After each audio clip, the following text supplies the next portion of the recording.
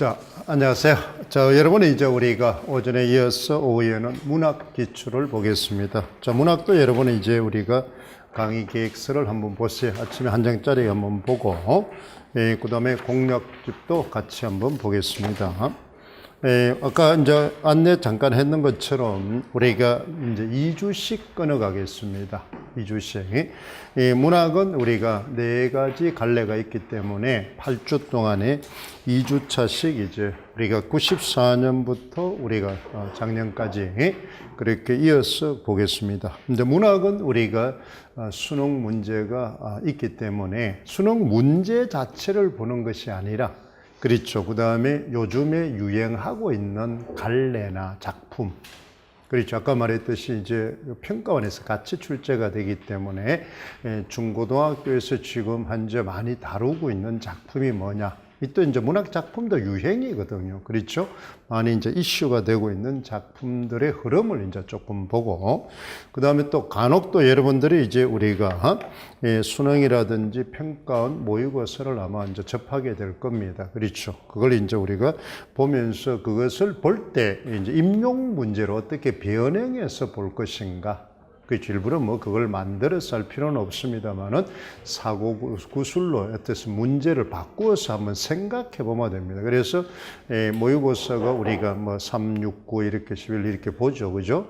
평가원에서 그런 문제를 한번 볼 때 한번 좀 흐름을 지금 중고등학교에서 지금 다루고 있는 영역이 어떤 영역이구나 고등학교에서 그런 걸 이제 익히기 위해서 선생님이 조금 보여주겠습니다. 그러면은 문학 문제나 다른 이제 우리가 뭐다 고등학교 문제나 여러분들이 천재 문제나 이런 걸 볼 때 임용 문제로 어떻게 변형시켜서 볼 것인가 그걸 한번 보게 됩니다. 공부 방법은 똑같습니다. 3단계 방법이에요. 그러니까 항상 문제와 조건을 먼저 그러니까 문제를 봐서 통일성을 유지합니다. 알겠죠? 통일성. 그 다음에 이제 그 영역에 해당하는 배경 지식을 활성화시킨다. 그러니까 일종의 집중하는 거죠. 그죠? 그럼 그렇게 해서 이제 우리는 배경 지식을 활성화하라. 그러면 항상 선생님이 이제 우리 수업할 때처럼 한 단어를 보면은 그 밑에 하위 구성 요소가 쭉 떠올라야 됩니다. 알겠죠? 거기에 관련되는 배경. 그래서 그걸 한번 쭉 떠올려요. 지금은 거기에 초점을 둡니다. 그죠? 그래서 거기에 안 떠오르면 다시 적어놨다가 다시 이제 익히고, 그렇게 해서 그걸 하고, 그 다음에 이제 두 번째는 이제 그 떠올렸는 조건을 보고, 문제 영역과 조건을 보고, 이제 제시문하고, 그 다음에 배경 지식을 이제 활용을 해서 키워드를 떠올립니다. 지금 내가 요 답에 요구하는 키워드는 뭐다. 그러니까 일종의 이제 문제에 적합한 많은 게 단어를 선택하는 거죠. 적합한 단어를. 여러 단어 중에서 그렇잖아요. 이 시험 문제에서 요구하는 단어는 뭐다. 요걸 이제 합니다. 그러니까 상황 맥락에 따라 다 다르겠죠. 그죠? 문제. 그러니까 똑같은 단어지만은 어떻습니까? 우리가 독서할 때하고 똑같습니다. 일반적으로 우리가 독서를 요약 정리하면 뭐 하면 되나? 그렇죠. 일반적인 독서 요약 정리면 텍스트를 중심으로 하니까 10명이 요약해도 똑같겠죠. 그렇죠. 왜 그러냐면 글의 중심 내용을 딱 요약하니까. 그런데 이제 우리는 뭐가 연결돼 버리면은 바로 독서를 하는 목적이나 그렇잖아요. 상황에 따라서 뭐 하는 게 요약문이 달라지겠죠. 배경 지식이나 그렇죠. 그에 따라서. 그러니까 그냥 그게 없이 글만을 중심으로 보면 요약문이 누구나 똑같습니다. 그렇죠. 왜냐면 글 속에 있는 중심을 선택을 하니까, 그죠? 똑같은데 그걸 재구성했으니까.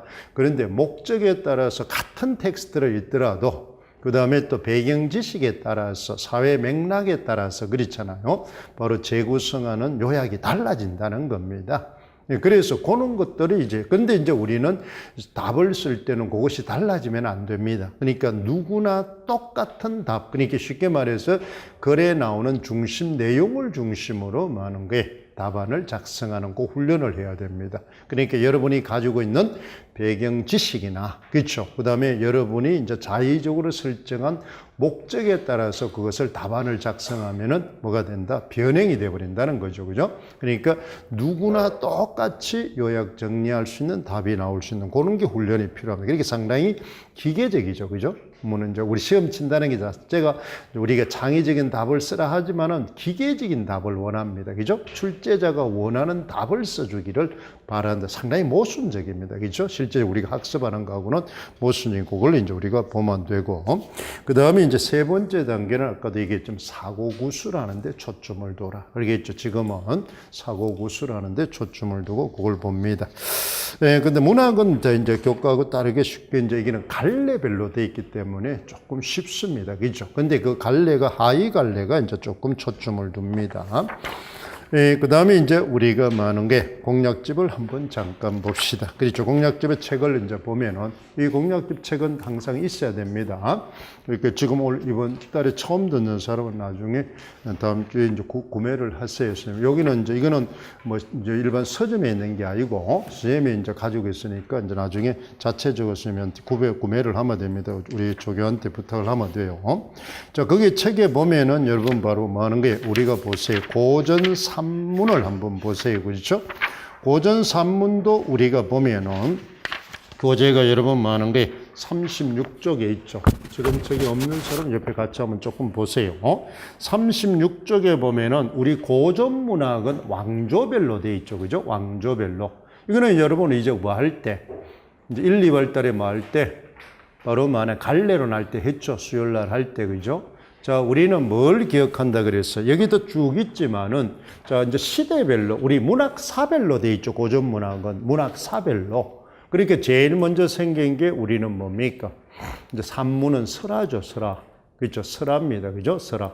물론 뭐 설화 안에는 신화도 있고, 전설도 있고, 민담이 있습니다. 그죠? 그러면 설화에서 하나의 루트로, 이제 우리는 고전 산문, 즉 쉽게 말해서 고전 소설이죠. 그죠?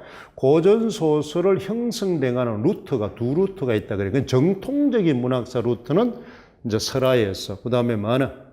폐관 문학. 그렇죠? 그 다음에 뭐하나? 이제 쉽게 말해 이제 설문학이 이제 폐관문학, 설문학 그렇잖아요. 그 다음에 이제 전문학 그렇잖아요. 전문학에서 조금 심하면 이제 가전을 조금 합니다. 요게 이제 뭐하나?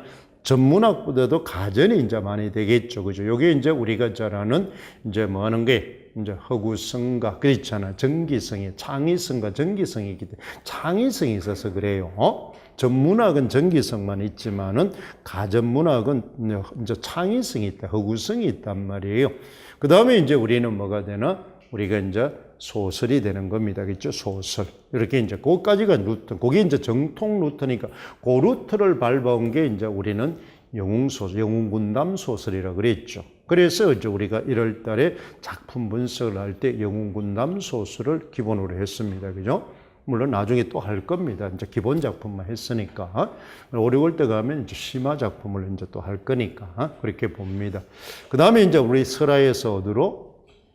판소리로 가서 이제 소설로 가는 판소리계 소설이 있죠. 그죠? 그래서 그거는 단계를 그냥 뛰어넘습니다. 그죠? 설화에서 바로 판소리로 가서 소설로 가는 판소리계 소설. 그 두 개를 이제 우리는 1, 2월 달에 작품을 했습니다. 가장 핵심 작품이니까. 그죠? 그게 거의 다 우리 고전 소설의 한 70%를 차지합니다. 그 축이. 거기서 나머지는 거기서 파생된 거다. 이렇게 보면 됩니다. 그렇죠? 그런데 이제 그러면은 그렇게 문학사적인 갈래로 외우면은 너무나 크잖아. 그죠? 큰 덩어리로 이제 출제된 게 작년에 이제 우리가 전문학입니다. 그죠? 전 중에서 이제 우리는 또 전 안에는 또 종류가 있잖아요. 그죠? 그러니까 모든 공부는 종류 나누다가 볼일 다 보는 겁니다. 알겠죠? 종류별로. 그랬잖아요. 그러니까 전 안에 또 뭐가 있습니까? 제일 이제 처음에 있던 열전이 있죠. 그죠? 열전. 가장 전통적인 전에 열전이 있습니다. 그죠? 그 다음에 열전이 있고, 이제 우리는 뭐 하는 게 탁전이 있고, 그렇죠? 탁전.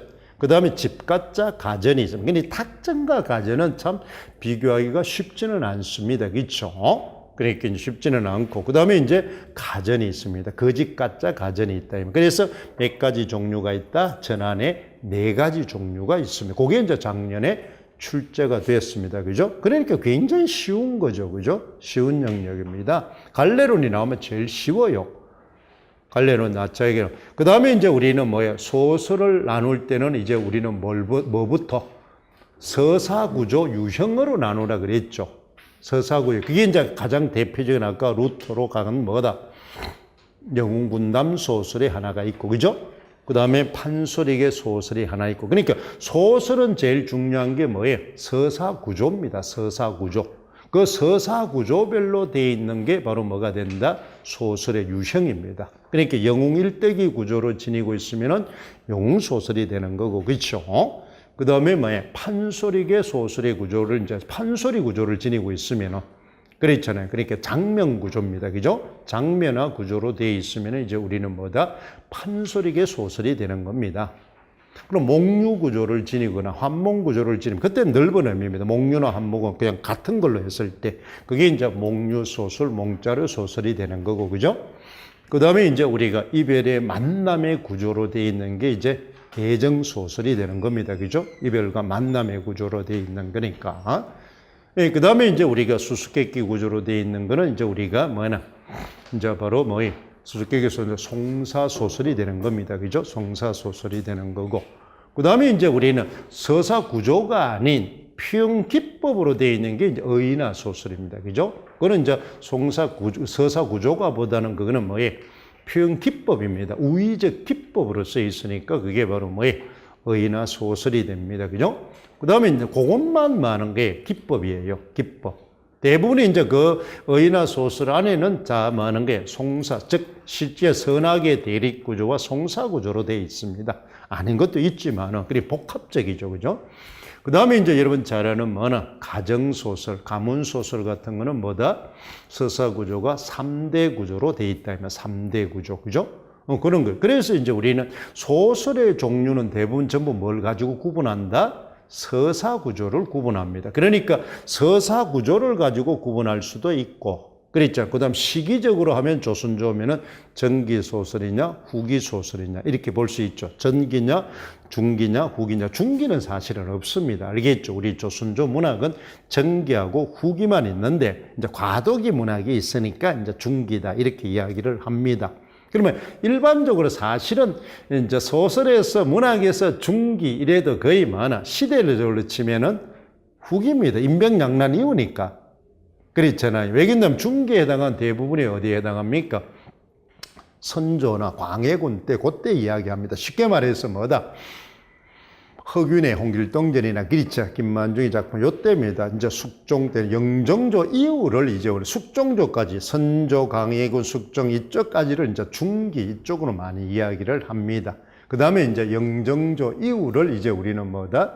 후기 문학, 이렇게 이제 소설 시대다. 이렇게 이야기를 해요. 그러니까 이제 시기적으로 왕조별로 전기 후기하고는 조금 다릅니다. 그죠? 소설로 갈 때는. 그런 걸 이제 우리는. 그래서 문학사의 그 흐름을 정확하게 좀 구분을 해둬야 공부. 그래, 왜 그걸 알아야 됩니까? 소설은 중요한 게 바로 뭐예요? 소설은 현실 반영이기 때문에 그렇습니다. 알겠죠? 현실 반영이기 때문에. 그러니까 사회 문화 맥락이 굉장히 중요하기 때문에 그래요. 소설은. 그래서 왜 그러냐면은 소설은 자아와 세계의 대립 관계에 있기 때문에 그렇잖아요. 세계와 갈등 관계에서 문제를 해결하기 때문에 시대 상황이 굉장히 중요합니다. 시는 주관적 고백 문학이니까 시대 상황이 그렇게 중요하지는 않아요.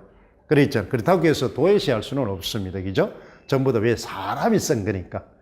그죠? 뭐 시든 소설이든 사람이 쓴 거니까 그 사람이 사는 사회 문화적 맥락을 무시할 수는 없잖아요. 그죠? 그런데 이제 우리는 시 자체는 서정 관례니까 고백 문학이니까 시대 상황이 그렇게 절대적인 영향을 미치지는 않습니다. 그렇지만 소설은 그렇잖아.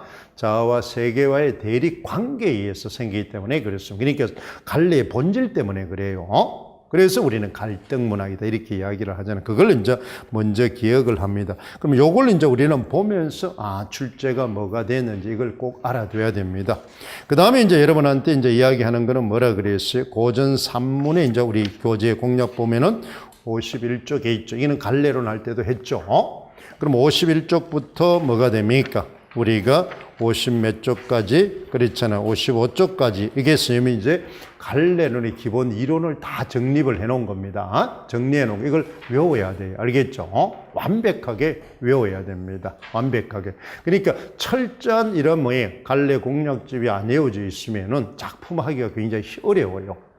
그러니까 이 작품이 언제든 이게 이제 아까 말하는 뭐가 문제를 보면은 그렇잖아. 뭐다? 문제와 조건을 보면 요 지식이 떠올라야 됩니다. 알겠죠?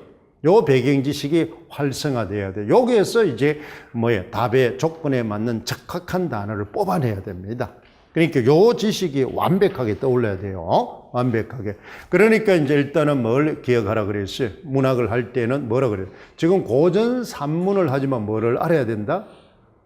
현대소설의 이론을 완벽하게 알아야 됩니다. 그렇죠? 현대소설의 갈래를 완벽하게 외워야 됩니다. 그렇죠? 이야기했죠. 갈래는 할 때도. 그러면 현대소설을 비교해서 뭘 기억하라?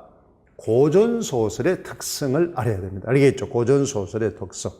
그 다음에 고전소설의 특성과 비교해서 영웅소설이든 판소리계 소설, 이걸 또 알아야 됩니다. 그렇지? 그러니까 하위 갈래로 갈수록 상위 갈래의 지식을 완벽하게 알아야 그 다음 특징이 드러난단 말이야. 특징이. 그랬잖아요. 그러니까 상위 갈래의 지식이 완벽하게 안 잡히면 그 다음 하위 갈래의 특성을 몰라요. 특징이. 그 특징은 그 하위 갈래만 가지고 있는 고유한 특성을 이야기하니까. 그렇죠? 그걸 이제 완벽하게 기억을 해야 됩니다. 그래서 항상 강조하지만 작품을 하기 전에 갈래는 기본 지식을 완벽하게 외워야 됩니다. 그러니까 우리가 교과처럼 지식, 기능, 실제잖아. 그지? 그럼 실제를 작품을 하기 전에 지식과 기능을 정확하게 알아야 됩니다. 기능을. 알겠죠? 그는 완벽하게 외워라. 그러면 그걸 이제 우리는 바탕으로, 요걸 이제 안내 놨으니까, 이런 거는 이론 지식이니까 선생님 한번 설명하면 끝이죠. 여러분 계속, 여러분 좀 가르치기 쉽죠. 선생하기 쉽습니다. 이렇게 선생을 한마디 하면 여러분 허벌나게 외워야 되고, 그렇잖아. 허벌나게 이제 그걸 해야 됩니다. 자, 몇 페이지까지 외워라 이러면 나는 쉽지만은, 그렇잖아. 여러분은 허벌나게 해야 되니까 이제 괜찮아요. 그게 이제 어렵다, 이 말입니다. 자, 그 다음에 이제 오늘 기출 좀 프린트를 한번 봅시다. 특강할 때 잠깐 했습니다만은 못 들은 학생도 있으니까 이쪽을 보세요.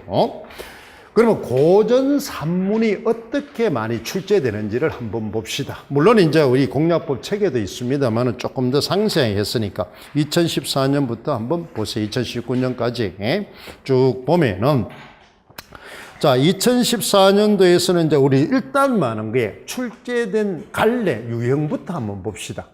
유형부터. 보니까 많은 게, 일단은 작년에 뭐가 나왔어요? 갈래가 전문학하고 뭐가 나왔어요? 여성 영웅소설이 나왔어요. 여성 군담 영웅소설이 나왔죠. 그죠? 군담 영웅소설이. 그 다음에 2018년은 바로 보니까 많은 게, 역사 군담 소설하고 많은 게 가정소설이 나왔습니다. 그죠? 가정소설이. 그 다음에 2017년도는 보니까 어떤 수경낭자전이나, 그 다음에 인장군전도 보면은 수경낭자전이나 숙향전도 저 보면은 영웅소설의 구조를 지닌 겁니다. 이게는 왜 수경낭자전이나 숙향전은 바로 애정소설이지만은 귀족 애정소설이죠. 그죠? 귀족 애정소설은 어디에 속합니까? 영웅소설의 구조를 많이 가지고 있습니다. 왜 영웅소설의 구조라 그랬어요? 애정소설과 영웅소설은 거의 같죠? 구조가. 무슨 구조 때문에? 시련 극복 구조가 같다면, 이별과 만남, 시련. 단지 이제마나 인물이 다를 뿐이죠. 애정소설은 연인관계일 뿐이고, 역사 군담 소설은 군신간일 뿐입니다. 그죠? 군신간일 뿐이에요. 그러니까 이제 인물의 관계가 다를 뿐이지 사건 전개는 똑같아요. 사건 전개가. 그 다음에 또 수경낭자전이나 숙향전은 귀족 애정 소설이기 때문에 적강 모티브를 지니고 있다. 적강 모티브. 그러니까 이제 영웅 소설이 지니고 있는 화소를 다 지니고 있죠. 그래서 우리는 이 소설, 고전 소설을 이야기하면 화소라는 말을 많이 씁니다. 알겠죠? 신화의 화소를 신화소다 이렇게 이야기를 하죠. 고전소설의 화소, 그렇잖아. 영웅소설의 화소, 이런 걸, 그게 이제 화소라는 게 그것만이, 그 갈래가 지니고 있는 고유한 많은 구성요소, 속성을 이야기합니다. 특징, 알겠죠? 특징. 그걸 잘 기억을 해야 됩니다. 그러니까 영웅소설도 이제 되겠죠. 그 다음에 2010년 조홍전도 바로 영웅소설입니다. 그렇죠? 영웅소설이에요.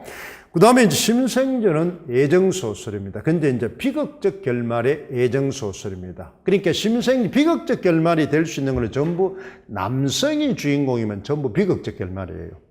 그러면 심생전이나 주생전이나 이생규장전이나 그렇잖아요. 물론 이제 여성이 주인공 운영전 같은 것만은 이제 좀 다르지만 남자가 주인공인 뭐 애정 소설은 전부 비극적인 결말을 맞이하고 있습니다. 그러니까 이제 왜 그러냐면은 남자가 주인공이 된다는 것은 여성이 자기네 신분을 극복할 수 없으니까. 그렇죠. 여성이 주체적이고 능동적 인물이 못 되니까 그렇습니다. 그걸 이제 우리가 보죠. 그 다음에 2015년도 보니까 얘기는 바로 많은 게 구운몽이니까 이제 많아. 몽자류 소설이 되겠죠. 그죠? 몽류 구조를 지니고 있고. 그 다음에 2014년도는 보니까 박전의 민홍전이나 이춘풍전이니까 이게는 바로 뭐가 된다? 바로 풍자 소설이 되죠. 풍자 소설.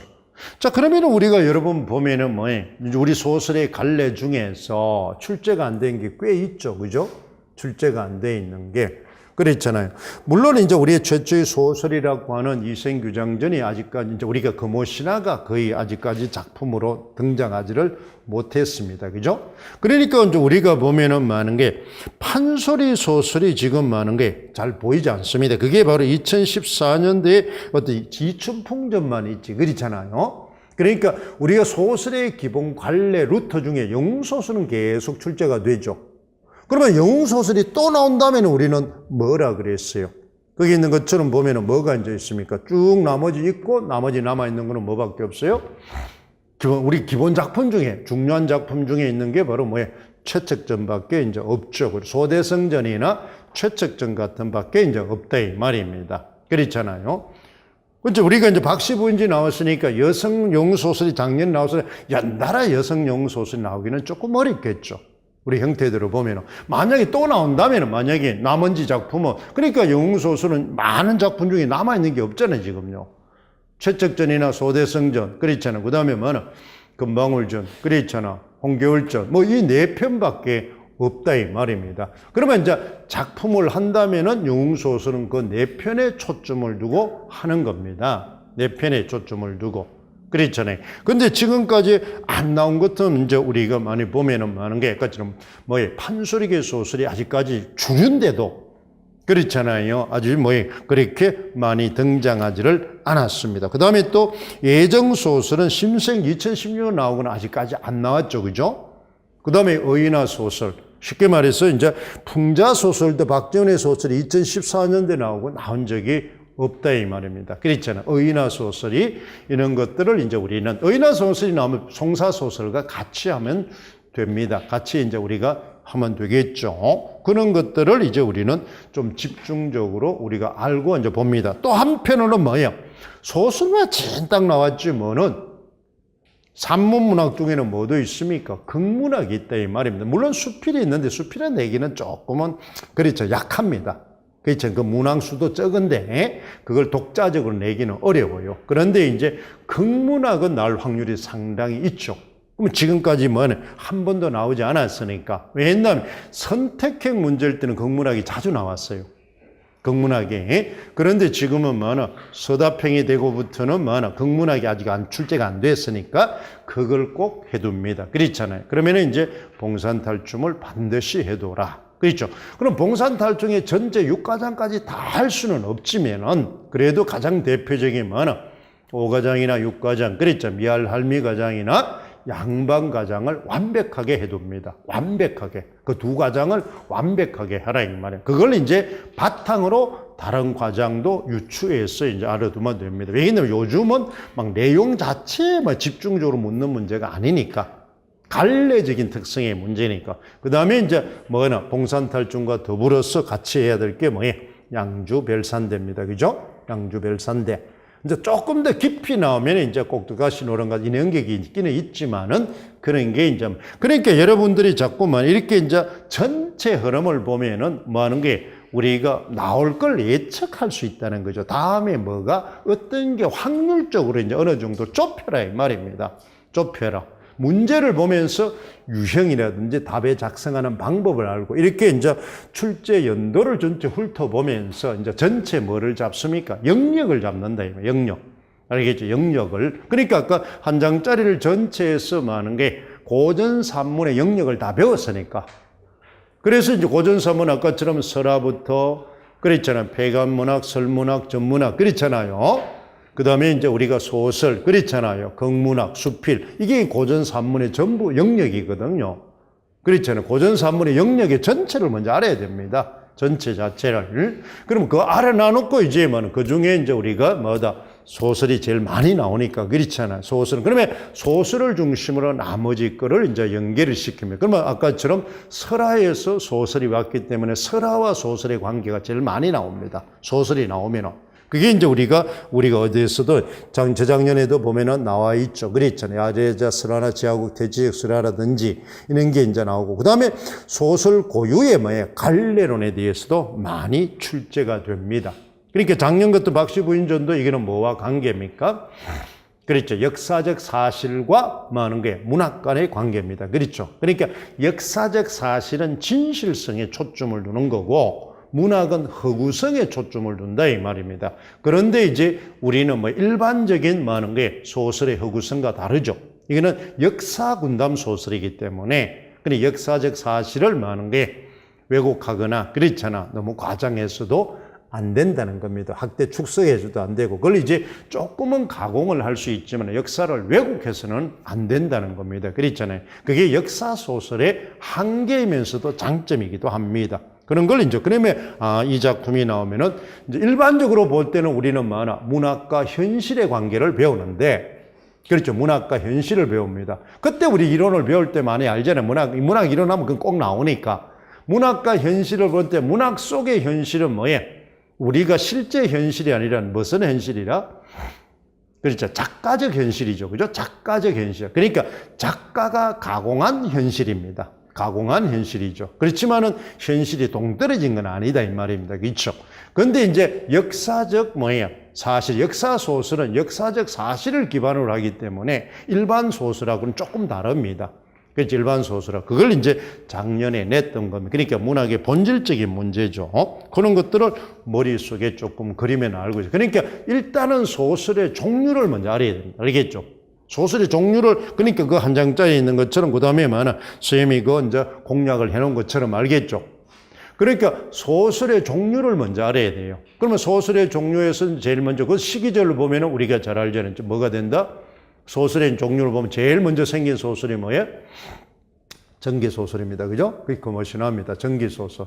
그 다음 그거보다 조금 같은 시기에 같이 이제 생긴 게 가전체 소설입니다. 그죠? 가전체 소설. 그 다음 그 시기에 같이 비슷한 게 목류소설. 그게 소설, 전기소설이에요. 그러니까 앞전자 전기고, 그 다음에 이제 커머시널만처럼 이제 이런 거는 전기소설, 기알기점, 비현실성의 전기소설. 이름이 다릅니다. 그걸 정확하게 기억을 해야 됩니다. 그러니까 그걸 이제 우리는 시대별로 이제 시대별과 갈래별로 같이 공부를 해야 됩니다.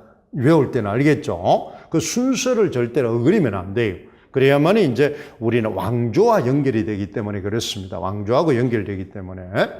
그걸 이제, 그 다음에 이제 우리 생긴 게 바로 바로 이제 영웅소설이 생기면 사회소설과 영웅소설이 생기죠. 그게 이제 소대성전과 그 다음에 바로 홍길동전이 이제 홍길동전과 소대성전이 이제 우리께 생겨난다 이 말입니다. 그랬잖아.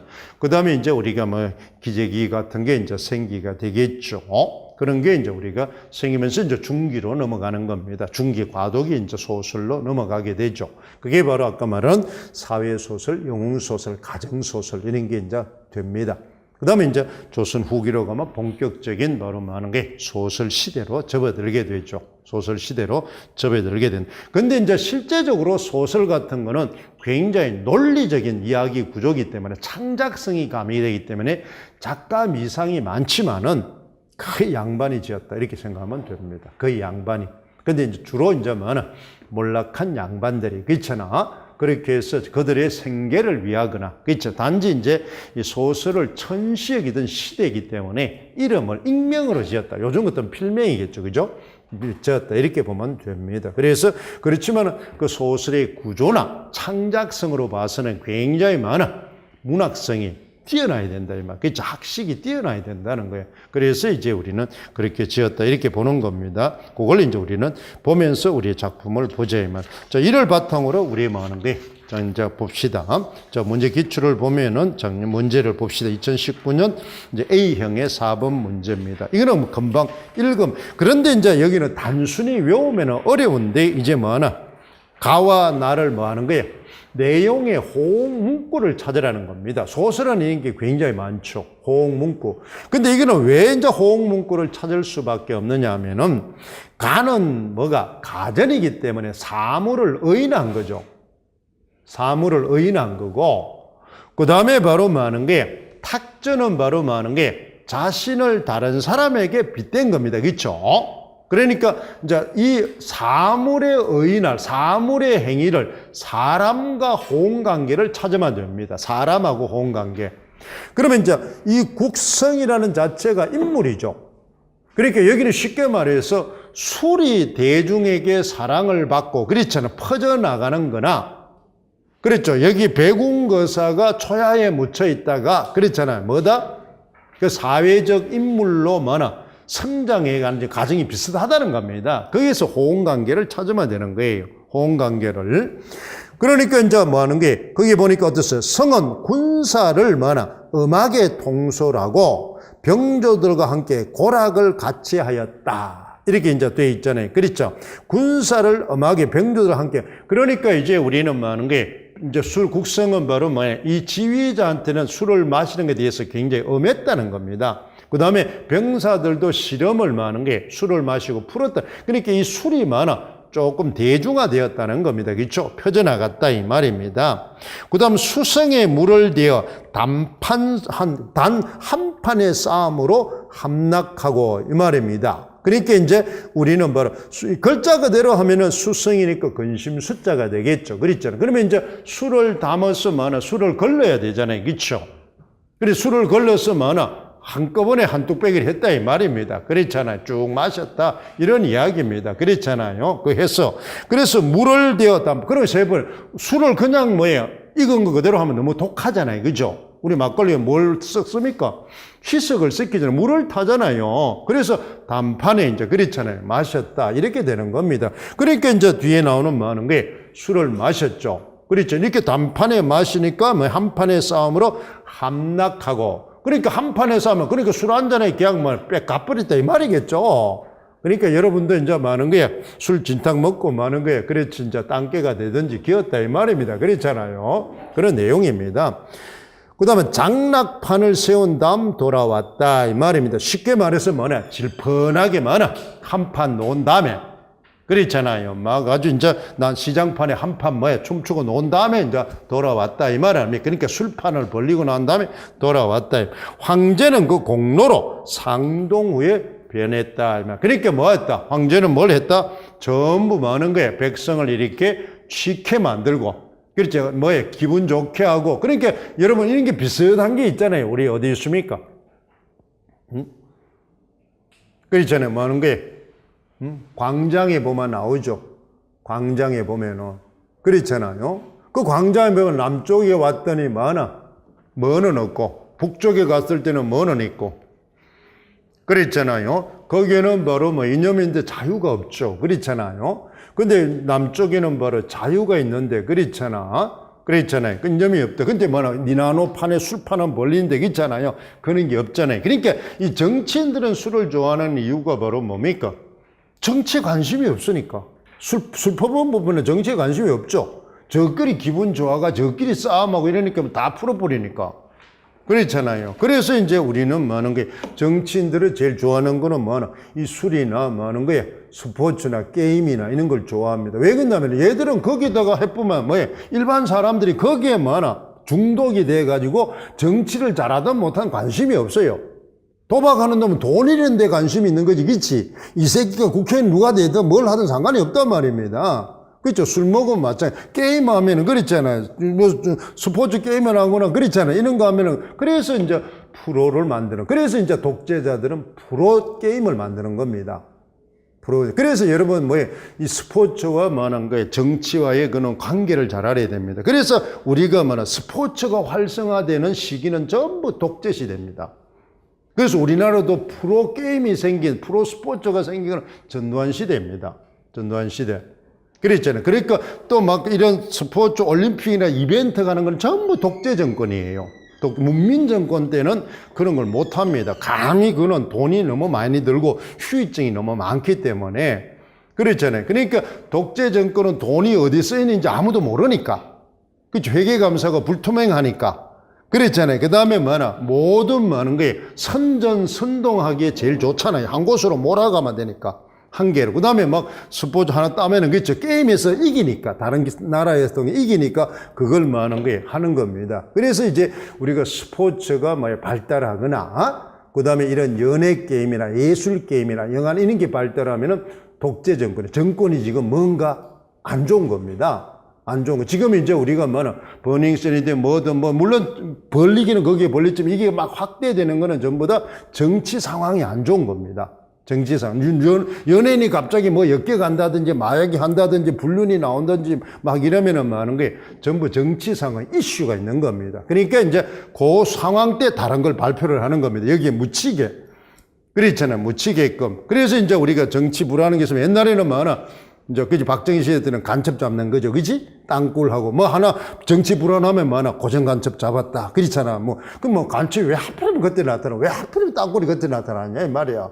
그렇잖아요. 그런 게 이제 하여튼 이벤트가 있단 말이에요. 그 형태 자체가. 그런 걸 이제 그게 전부 뭐하고 관계 있다? 바로 문학, 소설을 할 때 선생님이 그 이야기하는 이유가 그런 사건이 사회 문화적 맥락과 관련이 있다는 겁니다. 그렇죠. 맥락과. 그걸 잘 기억해야 돼. 그러니까 한 면만 보지 말고 복합적으로 관계 있다는 걸 기억을 해야 됩니다. 알겠죠? 그럼 소설은 전부 무슨 문학이라 그랬어요? 갈등 문학입니다. 갈등 문학. 그러니까 갈등이 생긴다 이 말입니다. 알겠죠? 갈등. 그러니까 문제점에 대한 문학적 해결 방법을 제시하는 게 소설입니다. 그러니까 해결 방법이 없으면 뭐만 있어요? 그 사회의 문제점만 고발하는 겁니다. 비판하는 거예요. 그거는 이제 바람직한 소설은 아니죠. 그죠? 바람직한. 그런데 이제 그것이 해결책을 명시적으로 드러내면은 바로 하는 게 작가 개입이 되는 겁니다.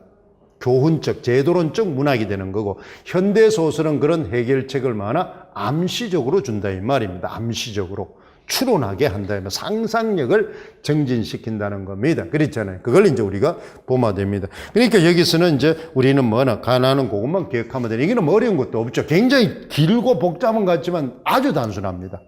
이 문제는 그렇죠. 소설은. 그러니까 이런 문제를 설계하는 데만 복잡한 것처럼 돼 있지. 실제로 하는 게 문제를 읽으면 저절로 답이 나오죠. 그러면 우리가 뭐만 알면, 보기 내용만 알면은 뭐에 대한 설명이 아까 전부 다 전문학의 특성에 갈래적 특성을, 그래서 뭐만 기억하면은 갈래의 개념만 잘 알면은 이거는 저절로 돼버립니다. 아까 독서할 때도 그런 게 있죠. 개념만 잘 알으면은, 그렇죠. 아까 대표적인 게 뭐였어요? 바로 상호 텍스트나 주제 통합은 전부 보기에 그 용어의 개념만 알면 답이 저절로 나와버리죠. 그래서 여러분한테 자꾸 이야기하지만 개념을 외워라. 알겠죠? 정확한 개념을 외워라. 선생은 개념을 가르치는 사람입니다. 알겠죠? 선생은. 이게 답을 가르치는 게 아니고 선생은 본질을 가르치는 사람이기 때문에 개념을 가르쳐야 돼. 그래서 선생이 옛날부터 좀 꼴이 타분한 겁니다.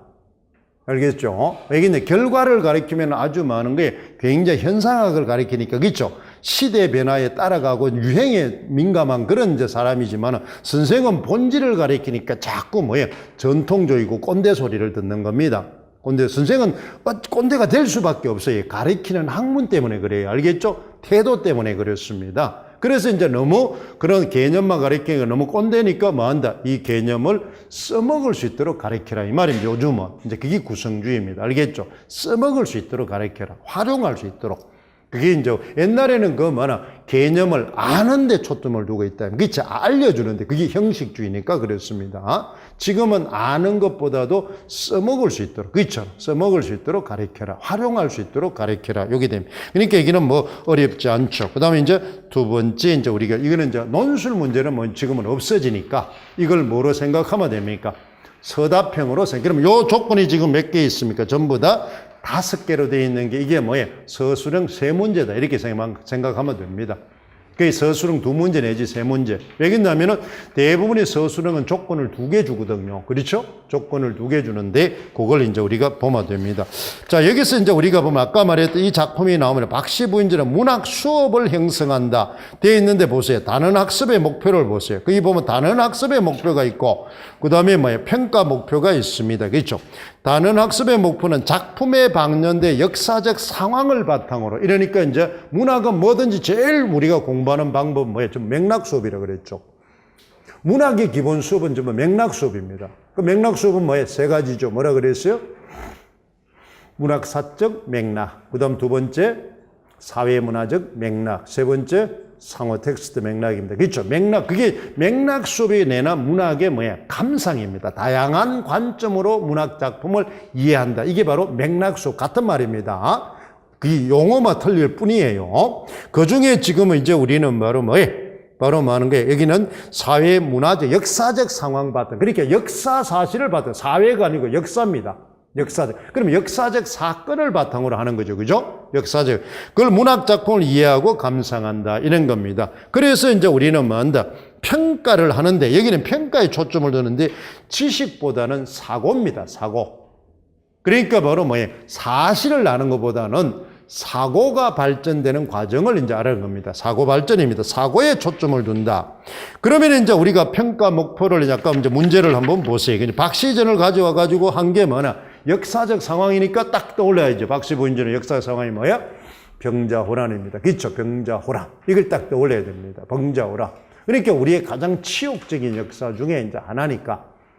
그러면 딱 병자호란 때 우리가 뭐 하는 거예요? 병자호란, 임병양란 이후에 쓴 거니까 창작 의도는 분명하잖아요. 뭐라 그랬어요? 창작 의도 딱 나오면 뭐 하는 거예요? 이제 넓은 의미로 보면 이걸 이제 여성용으로 보지 않고 그냥 박스 이제 영웅소, 영웅 다음에는 뭐냐? 민중의 욕구를 충족시킵니다. 그죠? 민중 욕구 충족. 이게 제일 첫 번째입니다. 민중의 욕구를 충족시키는 거예요. 그 다음에 이제 또 2번째는 여성용어서니까 여성의 욕구를 충족시킵니다. 그죠? 여성의 욕구. 그러면 여성의 욕구는 뭐나 딱 2개겠죠. 그렇잖아요. 민중으로서의 욕구도 있을 거고, 그 다음에 여성은 뭐 누구한테? 남존 여비에 대한 욕구도 있겠죠. 그죠? 신분의 장일의 남존 여비에 대한, 그렇잖아. 가부장적 사회, 유교적 사회, 여기 이제 사회가 딱 나오는 겁니다. 그렇죠? 그러면 여기는 역사적 사실에 바탕을 두니까 사회보다는 뭐나? 역사 사실입니다. 그러니까 뭐야? 병자호란에 초점을 두니까 민중의 욕구를 충족시키는 겁니다. 그렇죠? 그 다음에 세부적으로 들어가면 뭐예요? 민족의 자긍심을 고취시킨다. 이렇게 되겠죠. 치욕적인 많은 게 순환의 역사이기 때문에 바로 많아. 민중의 욕구는 바로 많은 게 어떻으면 땅에 떨어진 거죠. 그렇죠? 피패배의식입니다. 민족적 수치가 되니까. 그렇죠. 그거에 대한 많은 게 정말 패배감에 젖어 있는 민중의 욕망을 많은 걸 성취시켜 주는 겁니다. 그렇죠?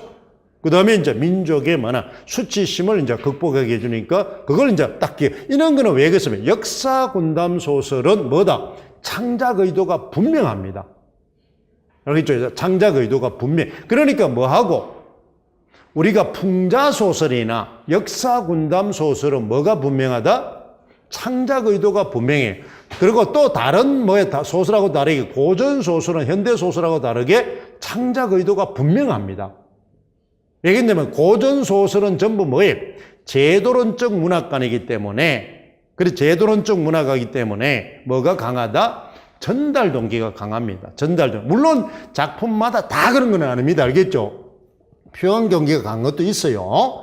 그런데 고전소설은 제도론적 문학관이기 때문에 교훈성이, 의도가 분명해요. 그 중에서도 유난히 강한 게 이제 많은 게 역사 군담 소설, 가정 소설, 이런 거는 창작 의도가 분명해요. 창작 의도가. 그렇잖아요. 창작 의도가 분명합니다. 그 다음에 또 여러분 풍자 소설이지만은 뭐라 그랬어요? 바로 박지원의 소설도 창작 의도가 분명합니다. 왜 그렇다 그랬어요? 그 작품에 서발문이 다 붙어 있기 때문에 그렇습니다. 알겠죠? 소설마다 서문이 다 붙어 있어요. 이 글을 쓰는 뭐예요? 목적이 붙어 있다 이 말이에요. 그래서 분명합니다. 그런 걸 그러니까 이제 그거는 나올 때는 뭐예요? 학습 자료를 주겠죠. 학습 자료를. 그다음에 또 안 주더라도 우리는 뭐 하는 게 그런 게 있다는 걸 외워야 됩니다. 고전은 틀이 딱 정해져 있기 때문에 그걸 공부를 해야 돼. 그러니까 항상 뭘 한다? 맥락 공부를 먼저 해야 됩니다. 알겠죠? 맥락. 그러니까 문학사적으로 이제 문학사적으로 보면은 뭐 하는 게 문학사라는 자체가 내재적인 요인입니다. 알겠죠? 그 문학이 발생하게 된 뭐가 된다? 내재적인 요인. 물론 외재적인 것도 영향을 줍니다. 알겠죠? 주는데 주로 내재적인 문화 발전 과정을 가지고 보는 겁니다. 이게 문학사예요. 문학사. 그렇잖아. 문학사. 그 다음에 이제 사회 문화적 맥락은 이제 우리가 말하는 당시 사회 문화니까 그렇잖아요. 그 다음에 외국 문물도 또는 외재적인 요인이 되는 겁니다. 그 다음에 그걸 상호 텍스트 맥락을 이제 보는 상호 텍스트 맥락을 이제 본다. 그게 문학의 기본적인 학습입니다. 요즘에 제일 중요시 여기는 거예요. 그러니까 잘 기억을 합니다. 그 다음에 이제 우리가 여러분 이제 보면은, 그렇죠. 그 다음에 이제 여러분 보면 평가 이제 목표를 이제 우리가 보면은 발문에 보면은 그렇잖아. 평가 목표를 1, 2의 배열 순서가 왜 이렇게 되느냐. 이게 이제 뭐하고 연결됩니까? 바로 사고력이니까 이건 아까 앞에서 우리 배웠던, 오전에 배웠던 뭐하고? 바로 독서하고 관계 있는 겁니다. 독서는 전부 사고행위라 그랬죠. 그러니까 이게 뭐 평가 목표를 보면은 발문의 평가 뭐 항목을 보면은 뭐야? 작품에 반영된 역사적 상황과 실제 역사적 상황의 같은 점과 다른 점을 비교할 수 있다. 그러니까 뭐야?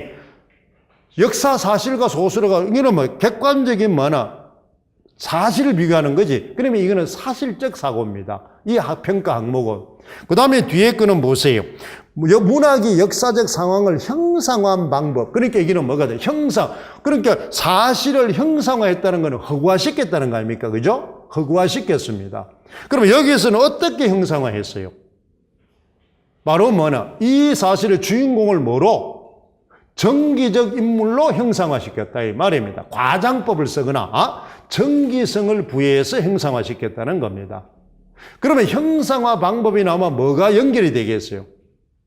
감상적 이해지만 뭐를 해야 됩니까? 출제자의 아까 뭐야? 의도가 들어있다. 의도. 그러니까 이 사람이 왜 과장법을 쓰고 왜 비현실적인 요소를 가지고 왜 이 주인공을 뭐나 전지전능한 인물로 설정했을까 이 말입니다. 그게 허구죠. 왜 박씨 부인을 없는 인물을 가공을 끌어왔을까 이 말입니다. 왜 끌어왔을까 이 말이 그치? 임경업 장군은 그대로 두면 되는데 그치? 임경업이 뭐가 많아? 그렇잖아. 그러면 임경업을 만나고 임경업 장군 직접 가면 되는데 왜 박씨 부인을 시켜서 임경업한테 가라 했냐 이 말이야. 그러면 박씨 부인은 가공 인물이잖아요. 그렇죠? 그러면 이렇게 가공한 이유가 뭐냐는 겁니다. 그러면 이것에 뭐가 들어있겠어요? 작가의 의도가 들어있죠. 그러면 의도는 무슨 사고입니까? 추론적 사고다. 이를 바탕으로 바로 뭐해? 감상하라 이러니까 뭐하나? 감상적 사고. 감상은 뭐가 된다? 공감과 감동이 되는 부분을 찾으라 이 말이죠. 그러니까 의도, 그러니까 앞에 거는 뭐가 된다? 사실적 사고가 되는 거. 두 번째 평가 항목은 뭐가 된다? 바로 추론적 사고와 뭐나 감상적 사고가 된다 이 말입니다. 주로 추론. 그러니까 이 문학이지만 뭘 알아야 돼요?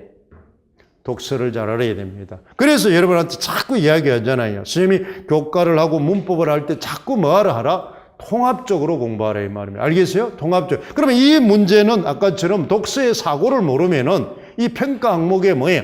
이 배열한 이유를 모르게 돼 있어요. 그래서 우리 시험 나왔던 것처럼 뭐예요? 독서 한번 나왔었죠? 그렇죠? 관계가 사고가 뭐하는 단계다?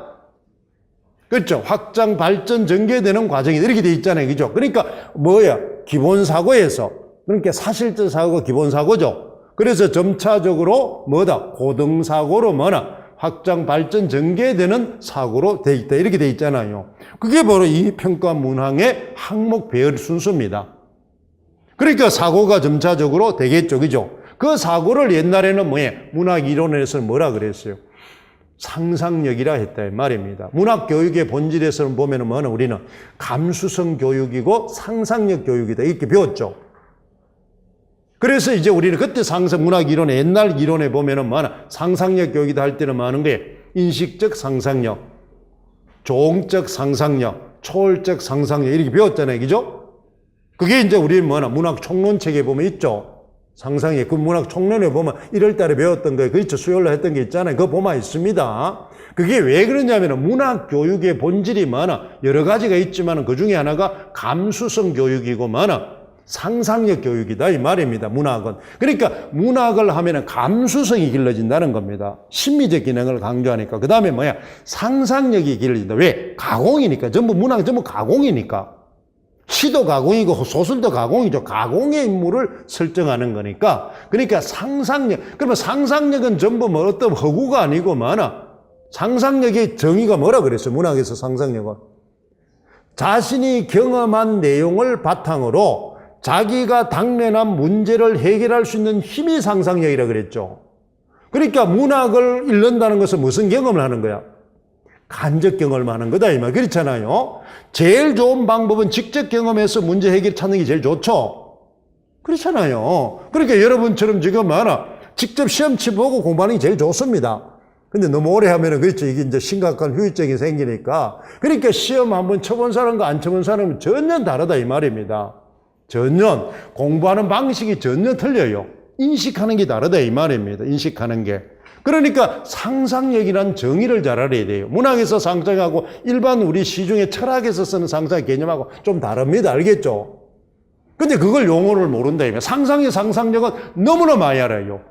여러분 소설에서 가끔 보면은 왜 소설의 결말이 미완결적으로 했느냐. 독자의 상상력을 정진하고 상투리 앵무새처럼 많이 외워요. 근데 막상 상상력을 물으면 또 백지입니다. 그렇잖아요. 그러니까 여러분들이 단어를 그냥 상투적으로 외우지 그게 본질을 모른다는 겁니다. 본질을. 그랬잖아요. 근데 문학 총론을 하고 뭘 할 때 되는데 그걸 벌로 듣는다는 겁니다. 왜? 상상력 하도 많이 들어봐서니까. 근데 그것에 많은 게 중요성을 모른다는. 그러니까 뭔가 타이틀이 딱 붙으면 타이틀의 본질을 알아야 됩니다. 알겠죠? 그랬잖아요. 그래서 우리는 배웠잖아요. 문학은 바로 그랬잖아. 문화교육이고 문화산물이고 상상력, 감수성 교육, 총체적인 삶의 교육이다. 이런 거 배웠잖아요. 그죠? 그거에 대한 본질적인 내용을 이해할 줄 알아. 그러면 그걸 기르기 위한 방법도 알아야 됩니다. 왜냐면 문학은 전부 우리 교수법은 전부 기르는 방법을 가르치는 거니까. 지식을 가르치는 거예요. 그러면 총체적 삶의 교육은 어떻게 시키는 거냐 이 말입니다. 그러면 어떤 문제가 총체적 삶의 교육이냐 이 말입니다. 그렇죠. 상상력 교육은 어떻게 해서 그러면 상상력 교육은 통으로 시킬 수 없다. 왜? 구성주의는 전부 뭘 시켜야 돼? 한 방의 교육은 없다 그랬죠. 구성주의 입장은 전부 뭐하라? 단계별입니다. 그러니까 상상력도 인식적 상상력부터 가르치라면 그러니까 쉽게 말해 아까 이제 하등 사고부터 고등 사고로 가르치려면 단계별로 가르치려면 그러면 단계를 알아야 돼. 모든 교육은 단계라는 걸 알아야 됩니다. 단계를 알기 위해서는 유형을 알아야 된다 이 말입니다. 유형 공부잖아요. 유형 공부. 근데 그걸 여러분 벌로 인식한다는 겁니다. 벌로. 알겠죠? 그러니까 그 순서를 뒤죽박죽으로 해놓으니까 하는 게 어렵다는 겁니다. 순서를. 그러니까 처음 배울 때 정확하게 배워야 돼요. 그래서 굉장히 요즘 학문은 논리적이고 합리적이고 체계적이에요. 알겠죠? 그래서 여러분이 여러분 학교 자칫하면 근무하러 가면은 학생들한테 여러분한테 말싸움하고 말 논리적 하면은 질 수 있습니다. 그러니까 지금 부모들이 여러분한테 지듯이. 왜 근데 예전에 지금 부모들은 보면은 논리성이 없죠. 물론 있는 사람도 있지만 좀 안 되면 그냥 윽박 지르죠. 이 새끼 버르장머리 지레 간다 이 말이야. 어디에서 얼어나 삐리가 버리죠. 그렇지. 이게 말버릇이 태도로 가지고 그렇잖아요. 넘어가. 그렇게 왜 논리 가지고는 말빨이 딸리니까. 요즘 애들은 조곤조곤하게 말도 잘한단 말이에요. 그렇잖아요. 근데 요즘 초등학교, 중학교는 더 잘합니다. 얘들은 겁대가리도 없이 그냥 짓거려 버려요. 체면도 고려하지 않습니다. 선생 앞이라고, 그렇죠. 조심도 하고, 선생이 불리하다고, 선생이 하는 게 창피하다고 없이 그냥 지 나오는 데 짓거려 버려요. 그러니까 굉장히 당황스럽습니다. 지 생각나는 데 짓거려 버려요. 그러면 선생님 하는 거, 가끔은 초등학교도 오면 그러죠. 무슨 할머니, 오늘은 할머니 같네요. 그렇잖아요. 이런다, 이 말입니다. 그리고 명예퇴직한 사람 많습니다. 명예퇴직. 왜 그러냐면, 선생님은 오늘, 선생님이 오늘 선생님 화장이 과했어요. 근데 너 발라도 할머니 같네요. 할머니, 선생님, 액세서리가 너무 추해요. 애들은 그대로 말해버려요. 그대로 말해버린다 이 말입니다. 그런데 자기는 많은 애들하고 호흡하려고 나름대로 그렇죠 했는데 막 예쁘니까 뭐나 당혹스럽죠. 야 예쁘지 않냐 이러면 뭐 우리는 체면상 아 예뻐요 잘 어울려 이러지만 할머니 같아요 안 예뻐요 선생님 너무 최애요 밀어버린다 이 말입니다. 그러면 그 말에 어떻게 대꾸를 합니까? 방법이 없다. 요즘 애들이 보이는 대로 해버려요. 근데 그게 뭐냐 걔들이 도덕성이 질이 나빠서 그런 게 아닙니다. 근데 우리는 어른들은 뭐냐 이 새끼 버리도 없이 어른한테 이렇게 가버린다 이 말입니다. 그러면 어떤 니 물어서 대답했을 뿐인데 솔직하게 했을 뿐이잖아요. 그렇잖아요. 그런데 많은 거야 듣기 좋은 말을 안 했다고 뭐라 해버린단 말이야. 전혀 다른 문제잖아요. 그러니까 어른들은 자기 사고방식으로 질문을 해놔놓고 답을 하기 요구를 한단 말이야. 그럼 애들은 요즘은 보이는 대로 그냥 하는 건데 근데 그걸 뭐야 도덕성이 나쁘고 버릇이 없고 인간성이 나쁜 것으로 그러면 치부를 합니다. 거기에서 갈등이 생기는 거예요. 심각합니다. 알겠어요? 요즘은 버리장머리 없이 이래버린다 이 말입니다. 그런데 요즘은 애들은 그게 여러분 주위에 교육 방식이 틀려서 그래요. 어린애들이. 어린애들은 그게 보이는 대로 해버립니다. 자기가 있는 대로 또 남 체면 뭐 그런 생각 안 해요. 상황 장소 생각 안 합니다. 그냥 막 해버려요. 그냥 기분 내키는 대로 지는지 그 다음에 또 쿨해요. 그런 거 담아두지도 않습니다. 뭐 내가 그때 내한테 서운하게 했잖아. 그런 적 없는데 이래버린다 이 말이야. 그러니까 그게 걔네들은 그렇게 의식을 안 하고 말해버린다 이 말이에요. 그렇잖아요. 그런데 우리는 뭐 어른들은 뭐나 담아두고 한다 이 말. 그러니까 사고가 틀려요.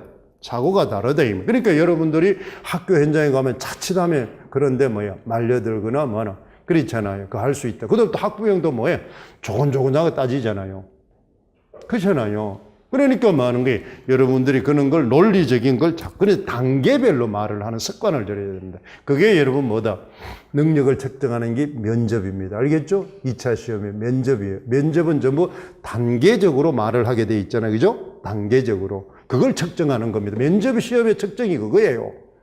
알겠죠? 그래서 학생이나 학부형을 대할 때 이 사람이 어떻게 문제를 설득해나가고 풀어나갈지 그 능력을 측정하는 게 면접 문제예요.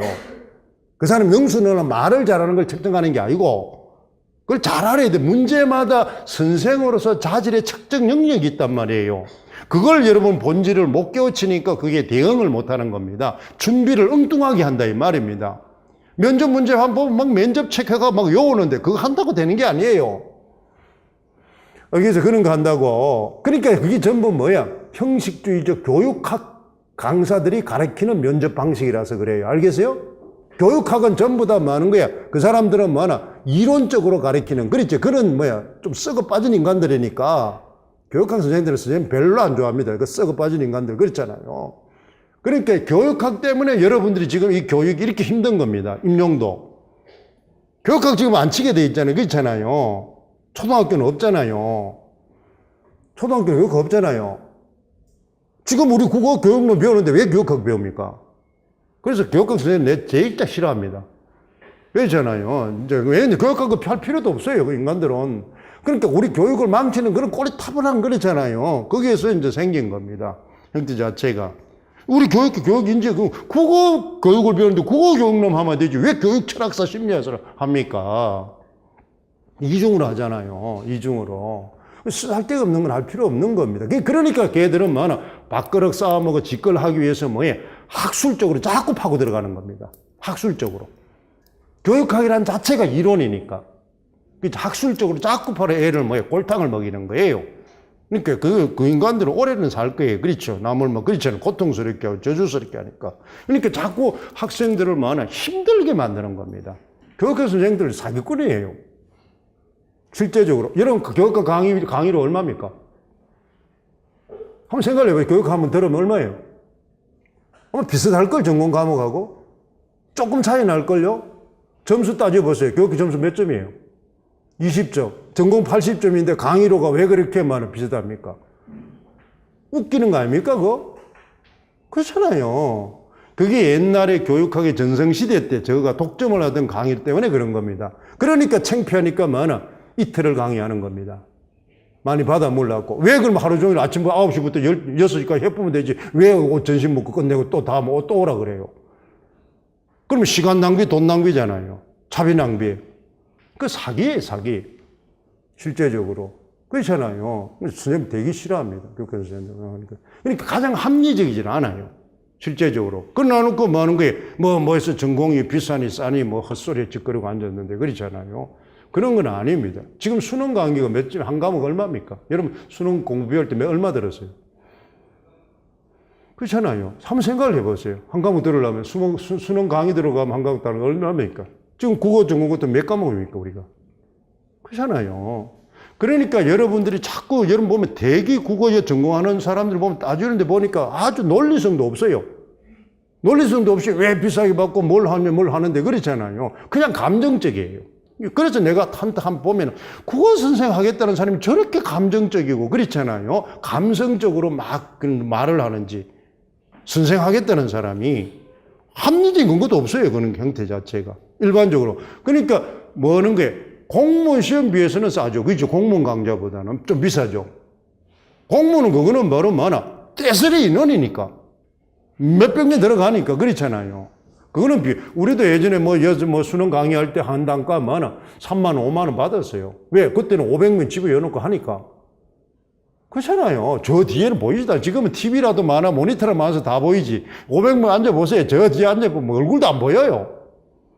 얼굴도 안 보입니다. 그러면 글씨도 안 보여요. 그러니까 이 큰 글씨, 이 판에 많아. 글자 10자만 써면 됩니다. 그 이하로 쓰면 저 뒤에가 안 보이니까. 그러니까 막 분필이 막 1시간 동안 막 한 통씩 써줘. 이건 뭐 글씨를 큼직큼직하게 쓰니까. 지금은 모니터가 좋아서 중간중간 다 달려 있으니까 옛날엔 그 모니터 하나 돈이 비싸서 학원에 못 따라요. 그죠? 요즘 우리나라가 뭐 전자 발달이 되니까 뭐, 그치. 얼마나 쌉니까? 전자제품이. 그러니까 뭐 교육에는 최고예요. 교육에는. 응?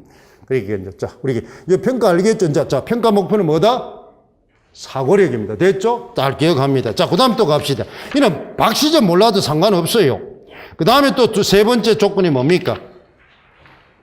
평가 중자 서술에 있는 게 바로 기억을 명시한 긴교사이다. 기억해서 보세요. 뭐예요? 한국사 교육에서는 병자론이 경과를 비교한다. 자, 경과를 비교하는데 질문 3에 보세요. 그게 뭐가 됩니까? 지명이죠.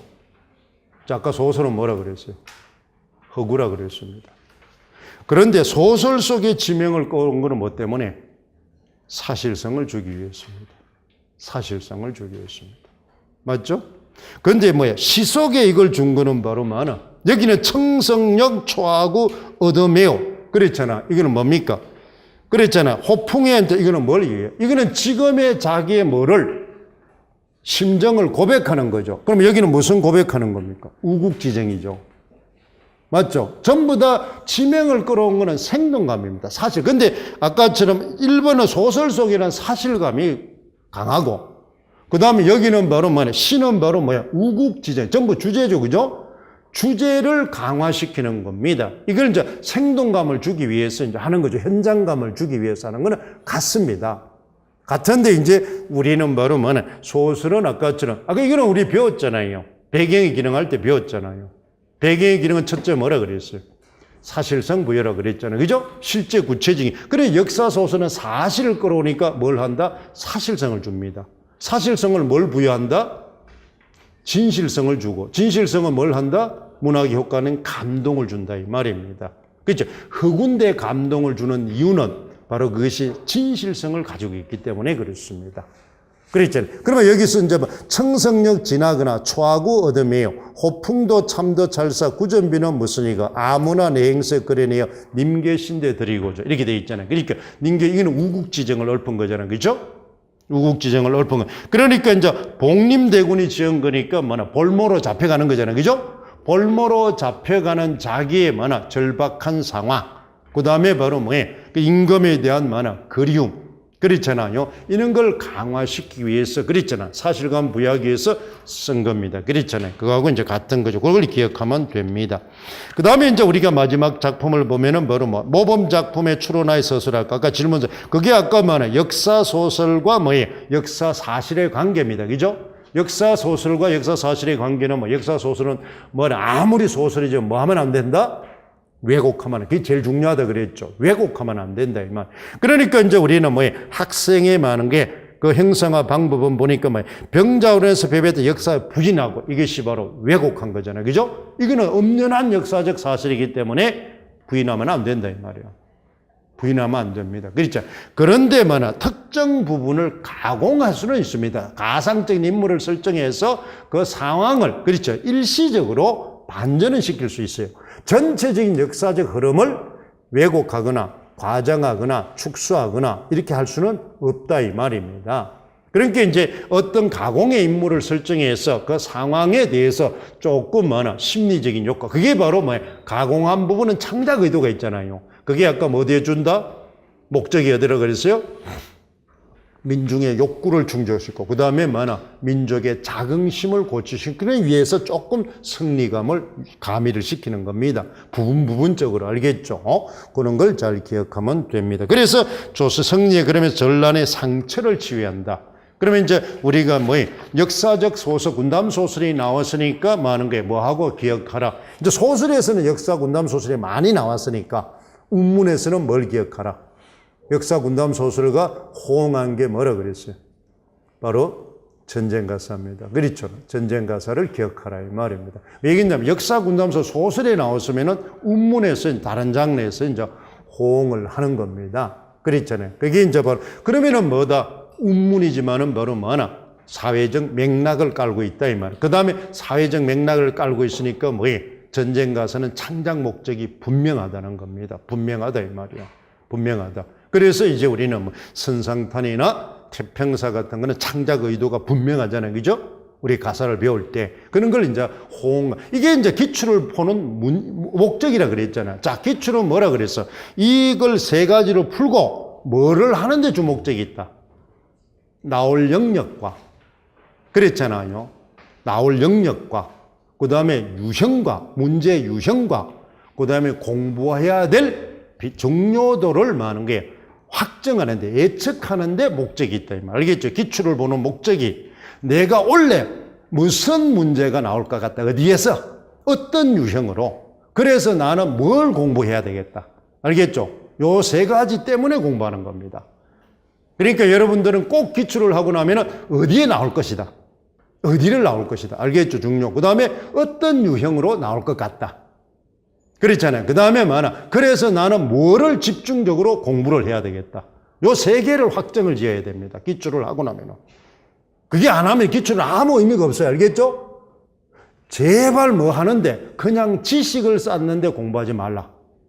수험생은 무조건 문제를 맞추기 위해서 공부해라. 알겠죠? 문제를 맞추기 위해서. 문제를 이기기 위해서 공부해라. 이기기 위해서. 그러니까 전투적으로 공부를 해라. 전투적으로. 그러니까 우리가 말하는 우리가 여러분 운동을 하고 태권도를 하더라도 우리는 일반적인 사람들의 태권도는 폼 잡으려고 하는 거지, 그치? 그래서 품새하고 멋지게 좀 보이고 남한테, 그치? 가서 어디 가서 쇼 잡고 이런 게. 그런데 군인들이 하는 많은 거에 태권도는 적을 막기 위해서 죽이고 무찌르기 위해서 한다 이 말. 그래서 전투적인 많은 게 다르다 이 말입니다. 그렇잖아요. 그러니까 걔들은 화려하지 않습니다. 동작이 아주 간단명료하다 이 말이에요. 간단명료하고. 그러니까 여러분들은 공부를 전투적으로 해야 됩니다. 알겠죠? 전투적으로. 그러니까 현시적으로 화려하게 지식을 익히려고 하지 마세요.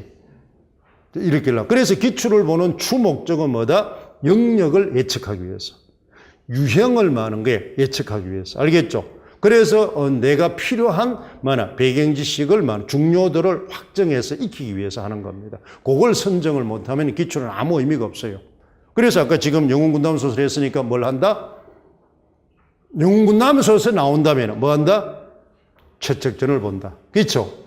일반 영웅소설 보면 최측전과 소대성전을 본다. 맞죠? 그렇잖아요. 그러면 이제 그걸 알기 위한 배경 지식으로 우리는 고전소설의 특성, 영웅소설의 특성을 알고 있는지를 점검을 하는 겁니다. 그렇잖아요. 그 다음에 영웅소설과 고전소설을 알기 위해서는 현대소설의 갈래론을 알고 있는지를 점검하는 겁니다.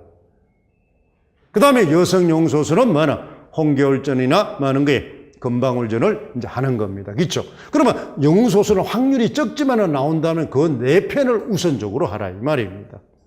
그럼 4편 중에 또 4편을 다 할 수 없으면 한 개를 정하는 겁니다. 그렇죠?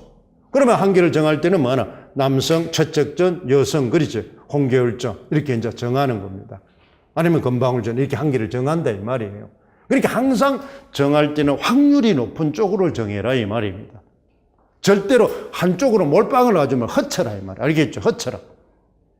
쪼개서 불 한 개를 해서 시너지 효과를 낼 수 있도록, 시너지 효과를 낼 수 있도록. 그걸 이제 공부를, 그게 딱 성립에서야 기출이 될 수 있으면 됐죠? 자, 이거는 뭐 하는 게, 이렇게 해서 우리는 뭘 했습니까? 첫 시간은 항상 선생님이 그 갈래 안내하는 거니까, 알겠죠? 그 방향을 잘 잡으세요. 알겠지? 그거면 답은 여기 책에 다 있고 다 있기 때문에 읽으면 됩니다. 지식은. 그래서 그걸 적게는, 자, 이제 우리는 요걸 바탕으로 언제부터?